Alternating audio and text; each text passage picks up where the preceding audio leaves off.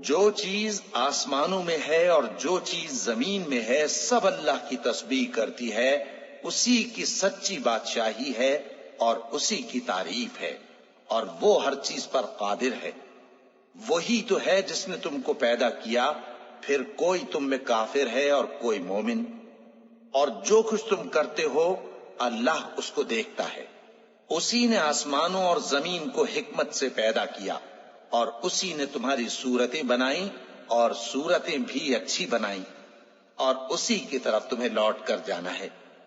جو کچھ آسمانوں اور زمین میں ہے وہ سب جانتا ہے، اور جو کچھ تم چھپا کر کرتے ہو اور جو کھلم کھلا کرتے ہو اس سے بھی آگاہ ہے، اور اللہ دلوں کے بھیدوں تک سے واقف ہے۔ کیا تم کو ان لوگوں کے حال کی خبر نہیں پہنچی جو پہلے کافر ہوئے تھے؟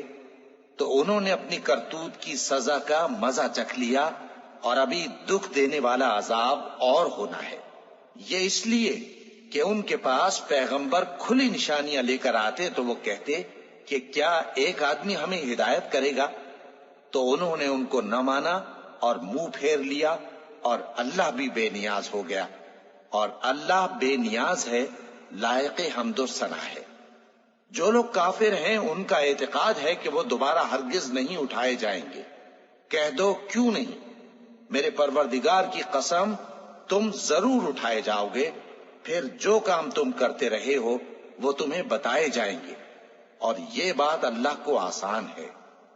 تو اللہ پر اور اس کے رسول صلی اللہ علیہ وآلہ وسلم پر اور اس نور یعنی قرآن پر جو ہم نے نازل فرمایا ہے ایمان لاؤ، اور اللہ تمہارے سب اعمال سے خبردار ہے۔